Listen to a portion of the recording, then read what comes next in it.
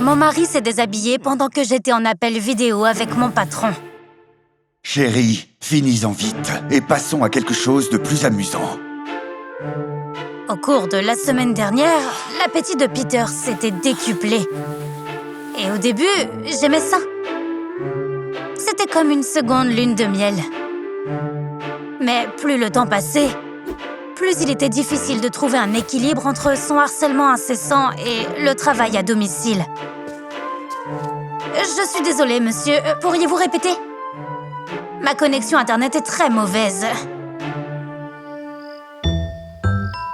Après l'appel, Peter a fait comme si de rien n'était et a continué à me faire des avances. Quand je lui ai dit que c'était trop, non seulement il ne m'a pas comprise, mais il s'est vexé. C'est toi qui as dit que notre vie intime était devenue ennuyeuse. Et maintenant, tu me reproches d'essayer de l'améliorer? Je n'ai pas osé lui dire l'amère vérité en face. En fin de compte, j'avais peur de blesser encore plus mon mari. Je me suis donc contentée de m'excuser et lui ai proposé de faire ce qu'il voulait. Pour être tout à fait honnête, la 3e fois ce jour-là, c'était déjà trop. J'avais un besoin urgent de trouver un moyen de ramener la normalité dans notre relation. Même si nous avions l'habitude de faire l'amour une fois par semaine, ça ne semblait pas suffisant avant. Aujourd'hui, je donnerais n'importe quoi pour que mon mari ne me touche pas pendant au moins quelques heures. Il n'était pas question de dire ce que je pensais vraiment de la situation. Au lieu de ça, j'ai résolu les choses différemment, en m'enfuyant tout simplement de la maison pour aller travailler dans mon café préféré. Cependant, j'avais oublié que Peter et moi avions installé une application qui nous permettait de nous localiser l'un l'autre.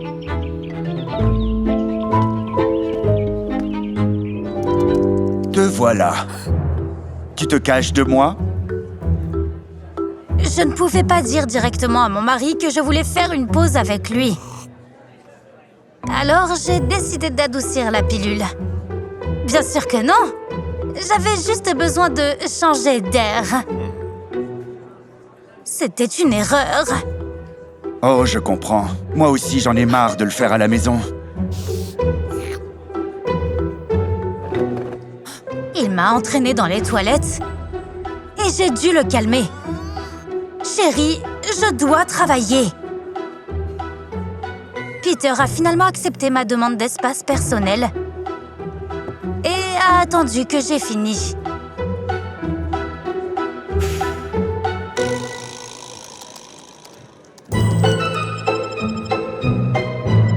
Il ne pouvait pas me quitter des yeux, visiblement épris, ce qui m'a empêché de me concentrer sur mon travail.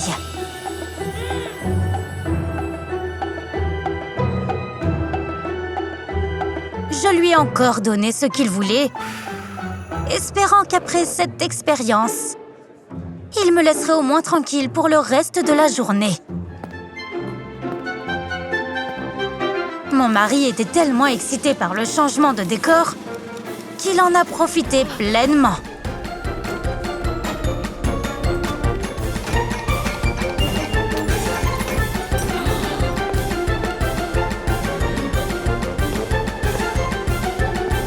Dès que nous avons quitté les toilettes, on nous a demandé de ne jamais revenir.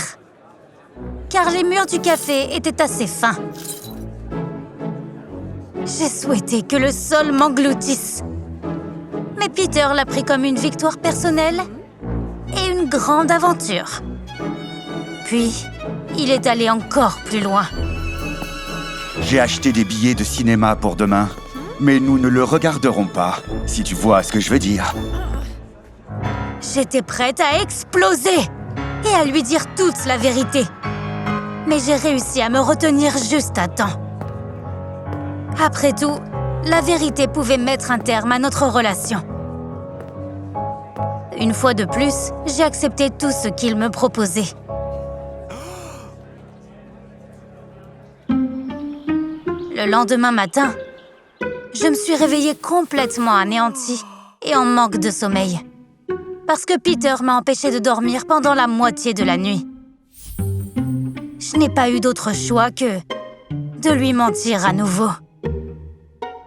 Désolée, chérie. Mais j'ai mes règles. Non, chérie. Notre rendez-vous au cinéma était censé être épique. Je suis aussi bouleversée que toi, mais peut-être une autre fois, d'accord? Finalement, j'ai pu souffler et travailler normalement. Mais ça n'a pas duré longtemps. J'ai fait le calcul et tes règles ne devraient commencer que la semaine prochaine. Chérie, notre vie personnelle a beaucoup changé. C'est probablement un simple trouble hormonal. Peter était satisfait de mon explication. Il se considérait comme un alpha et que sa femme était ravie de leur récent changement de vie. Mais la seule chose dont je me réjouissais, c'était le temps que j'avais gagné avec mes mensonges. Mon mari m'a laissée seule et j'ai pu reprendre mon souffle. Pendant ce temps, il consacrait son énergie infatigable au sport. J'espérais que ce serait un tournant, pour ne plus avoir à supporter le tempérament infatigable de Peter. Mais je me trompais. Une semaine plus tard, ses avances sont revenues, avec une force encore plus grande. Il semblait que Peter essayait de rattraper son retard, compte tenu de tout ce qu'il avait manqué. De plus, nos ébats ne se limitaient plus à 3 fois par jour. Une sorte de safari avait commencé dans notre maison. Comme une antilope craintive, je me suis levée tôt pour que mon lion hyperactif n'ait pas le temps de m'attraper. Tous mes efforts ont été vains et je n'ai pas pu échapper à Peter, même sous la douche. Bonjour, mon rayon de soleil. Je t'attendais déjà. Finalement, je n'en pouvais plus. Le point d'ébullition avait été atteint et j'ai dit à mon mari ce qui me passait par la tête. « S'il te plaît, laisse-moi tranquille. Je n'ai pas autant d'énergie. Je ne suis pas au chômage comme toi. » Peter n'a rien dit. Il est sorti de la salle de bain. Lorsque je suis retournée dans notre chambre, mes craintes se sont confirmées. La vérité a détruit tout ce qui était bien entre nous. Il préparait ses affaires. « S'il te plaît, ne pars pas. Je ne voulais pas t'offenser. » Je comprends. Qui a besoin d'un loser qui ne gagne pas d'argent pour subvenir aux besoins de sa famille? Je ne pensais pas que c'était un problème pour toi. J'ai admis que je me moquais de savoir si Peter travaillait ou non. Après tout, quand je n'ai pas trouvé de travail pendant plus d'1 an, il ne m'a pas dit un mot. Pourtant, son désir insatiable était un problème. Je sais que ça semble bizarre, Même mes amis m'envient, mais ce n'est pas aussi facile à gérer qu'il n'y paraît. En entendant ça, mon mari s'est arrêté de faire ses valises et a ri. Il s'est avéré que ce rythme était insupportable pour lui aussi. Il a même commencé à prendre des vitamines pour tenir le coup. Ça prouvait qu'il n'était pas inutile pour lui. J'ai pensé que ça te ferait plaisir, puisque je ne pouvais pas t'aider avec l'argent. Je le ferai avec le plaisir. Nous avons bien ri de notre bêtise et de ne pas avoir partagé nos craintes dès le début. Bientôt, tout est rentré dans l'ordre. Et Peter a commencé à rénover la maison. Après tout, notre vie riche et intime n'était pas pour rien. Et nous avions un besoin urgent d'une chambre d'enfant. Nous avons essayé de concevoir un enfant pendant des années, mais sans succès. Aujourd'hui, nous sommes aux anges.